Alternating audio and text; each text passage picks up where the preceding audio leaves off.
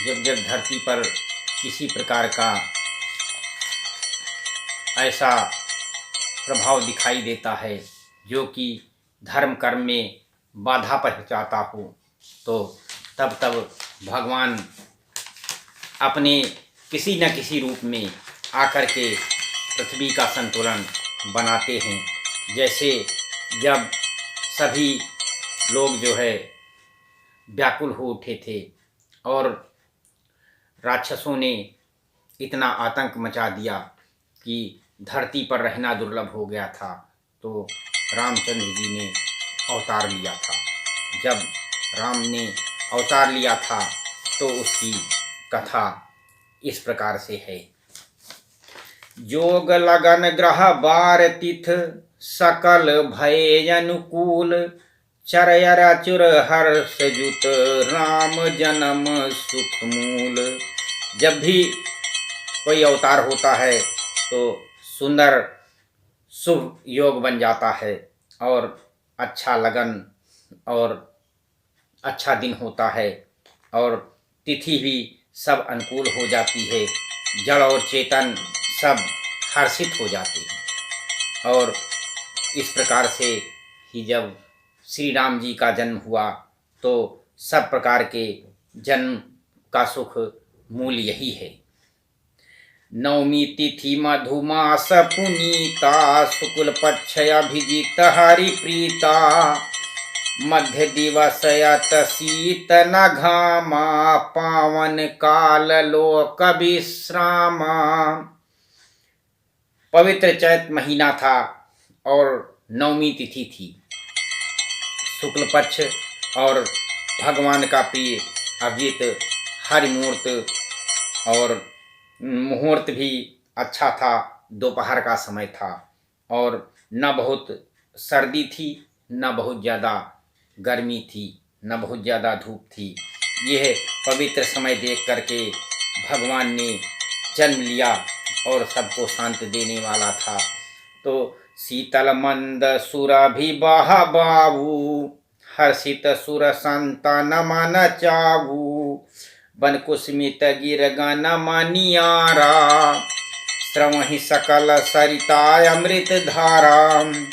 शीतल मंद और चारों तरफ से सुगंधित हवा बहने लगी और सब देवता और संतों के मन में बड़ा हर्ष हुआ और वन फूले नहीं समाये और पर्वतों के समूह मणियों से जगमगा रहे थे और सारी नदियां अमृत की धारा बहा रही थीं। ऐसे में सोया सर बिरंच जब जाना, चले सकल सुर साजी विमाना, गगन विमल संकुल सूरजू था, गाँव ही गुण गंधर्व बरू था। जब ब्रह्मा जी ने ये भगवान के प्रकट होने का अवसर जाना तो उनके समेत सारे देवता विमान पर सज सज करके चल दिए और निर्मल आकाश देवताओं के समूह से भर गया। गंधर्वों के दल गुणों का गान करने लगे। भगवान के गुण का गान करने वालों की संख्या नहीं बहुत सारी है, क्योंकि भगवान सबको प्रिय हैं और भगवान की कृपा से सबको अच्छी गति मिलती है, अच्छी जीवन व्यवस्था बनती है। इसलिए भगवान की महिमा अनंत है और भगवान के सब गुणों का गान भी करते हैं। तो बरसहि सुवन सुवन जल साजी, गहि गहि गगन दुंदुभी बाजी, अस्तुत करहि नाग मुनि देवा, बहुविधि लामहि निज निज सेवा। और सुंदर सज सज करके अंजलियों ने पुष्प बरसाना शुरू कर दिया। आकाश में बिल्कुल झमाझम नगाड़े बजने लगे। नाग और मुनि देवता सब स्तुत करने लगे। बहुत प्रकार से अपनी अपनी सेवा उपहार भेंट करने के लिए सब लोग आतुर हो गए। सुर समूह विनती कर पहुँचे निज निज धाम, जग निवास प्रभु प्रगटे अखिल लोक विश्राम। इस प्रकार से देवताओं के समूह विनती करके अपने अपने लोक में चले गए। तब समस्त लोगों को शांति देने वाले जगदाधार भगवान प्रभु प्रकट हुए और भगवान के प्रकट होने से सारे संसार में हर्ष छा गया और सब लोग प्रसन्न हो गए। जो लोग देवताओं से त्रसित थे वो लोग सब भगवान की स्तुति करके और इस इच्छा से कि अब तो भगवान ने अवतार ले लिया है, अब सारे लोगों का कष्ट दूर होगा और सब लोग आनंद से रहेंगे। इस प्रकार से सब लोग भगवान की विनती करने लगे और अपने अपने लोक को लौट गए। तो मैं भी भगवान के नाम का यहाँ जाप करता हूँ, आप लोग भी जाप करिए। और भगवान प्रकट तो हो चुके हैं, लेकिन अब भगवान अयोध्या में अपने मंदिर में प्रतिष्ठित होने वाले, इसलिए ये भी एक बहुत बड़ा हर्ष का विषय है और आप लोग इस हर्ष में आनंदित होकर के शामिल होइए, चाहे अपने घर से ही, लेकिन उसका उत्सव मनाइए और उसमें प्रसन्न होइए।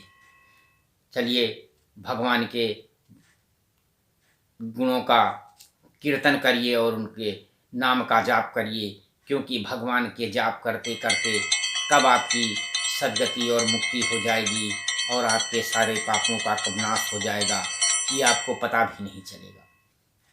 तो आइए भगवान के नाम का जप करते हैं। सीताराम राम राम राजा राम राम राम, सीताराम राम राम राजा राम राम राम। आप भी यथाशक्ति माला पर या ऐसे ही जिस प्रकार से भी आप उचित समझें, जो आपको ज़्यादा सुलभ लगे, उसमें भगवान के नाम का जप करिए, क्योंकि भगवान अभय को देने वाले हैं। भगवान आपके दुख दारिद्र और कष्टों को दूर करने वाले हैं। भगवान आपको सती गति देने वाले हैं। इसलिए भगवान की महिमा का गान करते रहिए और आप अपने सद्गुणों से बिल्कुल अपने घर परिवार को दूर करके समस्त पापों का नाश करते हुए अपने को, अपने परिवार को और अपने सभी जो भी आपके रिश्तेदार नातेदार हैं उनको सबको आप सद्गति पहुंचाएंगे और उनको इच्छित फल प्राप्त होगा। हर हर महादेव।